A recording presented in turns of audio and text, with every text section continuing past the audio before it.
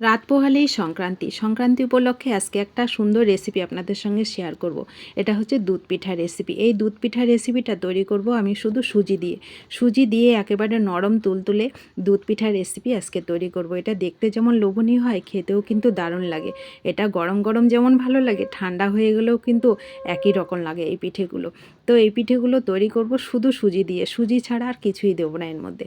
তো এই লোভনীয় পিঠের রেসিপিটা আশা করি আপনাদের ভালো লাগবে। তো সবাই সাথে থাকুন। প্রথমে একটা পুর রেডি করে নেব।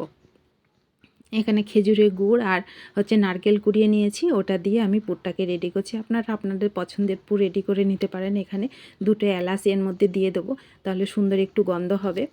তো পুরটা রেডি হয়ে গেলে পুরটাকে আমি কড়াই থেকে নামিয়ে নেব। নিয়ে এবার কড়াইটাকে একটু ধুয়ে ওর মধ্যে 2 বাটি জল দেব আর একটু লবণ দেব। দিয়ে জলটা যখন একটু ফুটে ফুটে আসবে তখন এর মধ্যে সুজি দেব। সুজি দিয়েই এই ডোটা রেডি করব, আর অন্য কিছু দেব না সুজির সাথে। সুজি দিয়ে ডোটা রেডি করলে পিঠেগুলো একেবারে নরম থাকে। আর গ্যাসের ফ্লেমটাকে কিন্তু এই সময় একদম লো করে রাখতে হবে। লো করে রেখে এই যে ডোটা আমার রেডি হয়ে গেল।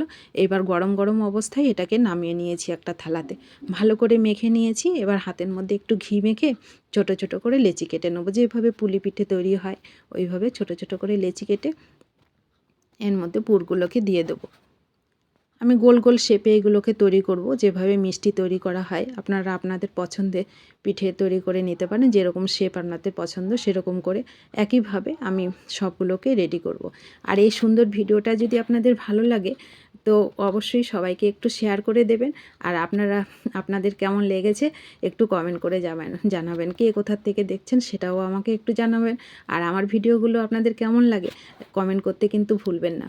তো আমি পিঠেগুলো রেডি করতে করতে এদিকে 1 লিটার দুধ ঘন করে নিয়েছি, ভালো করে জাল করে 2-3 চামচ গুঁড়ো দুধ দিলাম এর মধ্যে, আর একটু ঘন হবে।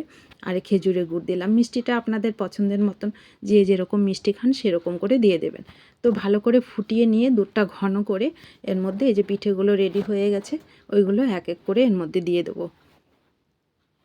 পিঠে দিয়ে বেশিক্ষণ আর জাল করতে হবে না, 2-3 মিনিট জাল করলেই পিঠেগুলো রেডি হয়ে যায়। খুবই অল্প সময়ে এই পিঠে রেডি করা যায়, আর উপকরণও বেশি লাগে না। অল্প উপকরণে সংক্রান্তি উপলক্ষে এই পিঠেটা অবশ্যই বাড়িতে তৈরি করে খেয়ে দেখবেন। ভালো লাগলে কমেন্ট করতে কিন্তু ভুলবেন না। আর কে কোথা থেকে দেখছেন সেটাও কমেন্ট করে জানাবেন। আর সবাইকে একটু শেয়ার করে দেবেন। আর ইউটিউব থেকে দেখলে ইউটিউব চ্যানেলটাও একটু সাবস্ক্রাইব করে রাখবেন, সুন্দর ভিডিওগুলো যেন সবার আগে আপনাদের কাছে পৌঁছাতে পারে। তো দেখুন কতটা মজার। উপর থেকে আমি একটু আমন্ড আর চেরি ছোটো ছোটো করে কেটে দিয়ে দিয়েছি দেখার সৌন্দর্যের জন্য। তো সুন্দর রেসিপিটা সবাই তৈরি করে খাবেন সংক্রান্তি উপলক্ষে। সবাই ভালো থাকবেন, সুস্থ থাকবেন। আর চ্যানেলটা সাবস্ক্রাইব করে দেবেন, সবাইকে শেয়ার করে দেবেন, লাইক করতে কিন্তু ভুলবেন না। সবার সঙ্গে দেখা হচ্ছে পরবর্তী ভিডিওতে। সবাই ভালো থাকুন, সুস্থ থাকুন।